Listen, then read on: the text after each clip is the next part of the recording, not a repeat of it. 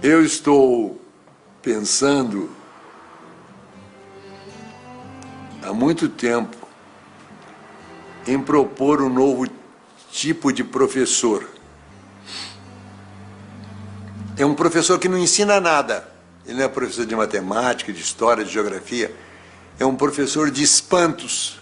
O objetivo da educação não é ensinar coisas, porque as coisas já estão na internet, estão por todos os lugares, estão nos livros. É ensinar a pensar, criar na criança essa curiosidade, que para mim, esse é o objetivo da educação, criar a alegria de pensar. Eu já tive uma experiência muito interessante com a menininha de 7 anos. Eu estava com a cabeça quente e eu resolvi então, para descansar a cabeça, fazer uma prateleira. Peguei minha serra circular, minha chave de fenda, as ferramentas. Levei ela para cima e comecei a me preparar.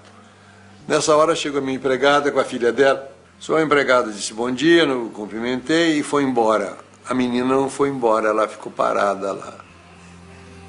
Ela estava intrigada com os objetos que estavam lá. Ela queria saber o que era aquilo. O que esse homem vai fazer com isso? Ficou parada lá. Aí eu peguei a trena, abri a trena. Ela disse, que é isso? Isso é uma trena. Para que serve a trena? Serve para medir. Como é que a trena mede? Vem cá que eu te mostro. Aí mostrei a trena, os centímetros. Eu disse para ela, presta atenção que de 10 em 10 risquinhos tem um risquinho vermelho. Você veja o que eu fiz? Eu ensinei o sistema decimal para ela. Ela percebeu que as coisas em pacotinhos de 10. Essa é a situação certa para o ensino. Quando o que o professor fala provoca a curiosidade da criança e a criança interage, a criança pergunta. Como é que incentiva a leitura? Não é mandando ninguém ler, porque a relação com a leitura é uma relação amorosa. Eu vou lá não é porque o professor mandou. Quando o professor manda, já estragou. Então você tem de criar o gosto pela leitura. E você cria o gosto pela leitura, não mandando ler, mas lendo. Uma hora muito boa para a leitura é quando as crianças e os adolescentes vão para a cama. Então a mãe se assenta ao lado e vai ler um livro. A missão do professor não é dar respostas prontas, as respostas estão nos livros, estão na internet. A missão do professor é provocar a inteligência, é provocar o espanto, provocar a curiosidade.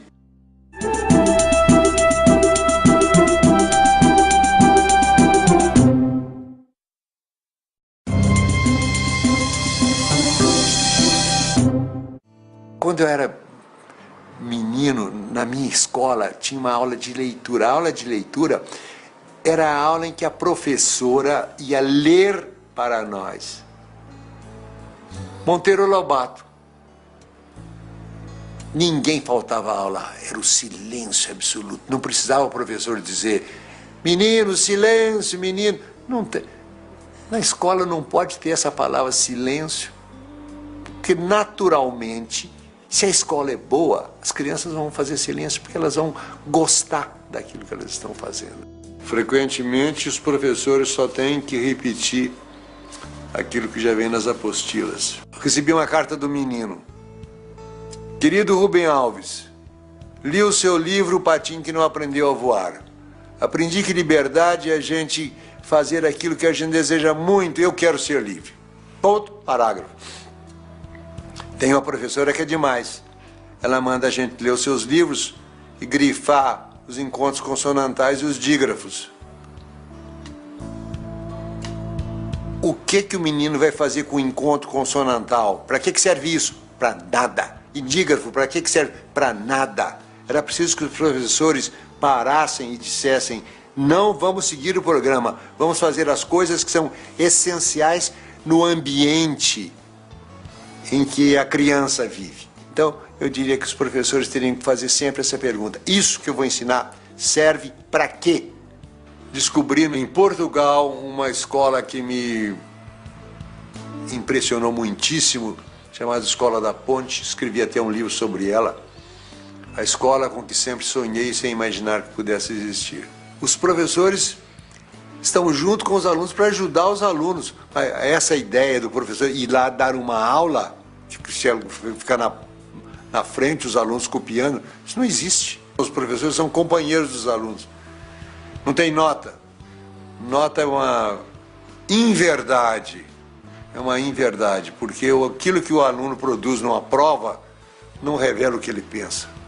A gente precisaria ter uma educação ligada com a vida, porque é para isso que a gente aprende, para viver melhor, para ter mais prazer, ter mais eficiência, poupar tempo, não se arriscar.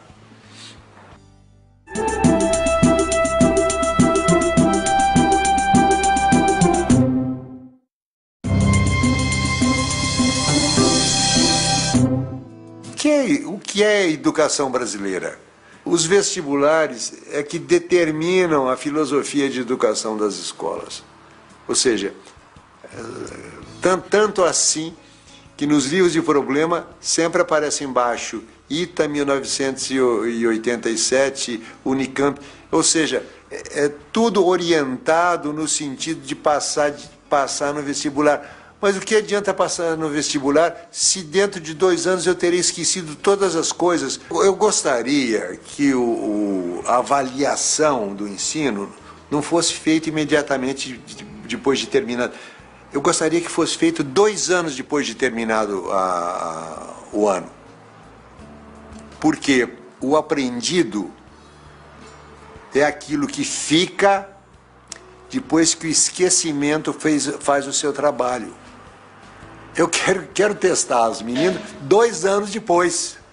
Eu fui o criador do vestibular novo da Unicamp. Eu e meus amigos. Nós estávamos cansados do vestibular de 5 escolhas múltiplas. Nós queríamos um vestibular que revelasse a capacidade de pensar do aluno. Nós queríamos medir a capacidade de pensar. Capacidade de pensar não é memória. Os idiotas podem ter memória muito boa. Aí nós chegamos à conclusão que a maneira que a gente tem de avaliar a capacidade de pensar de uma pessoa só tem um. Mandar fazer uma redação. A gente dava um tema, aliás, eram vários temas para você escolher um. Por exemplo, um tema: escreva uma carta ao presidente da República aprovando ou desaprovando o uso da energia nuclear. Não tinha resposta certa.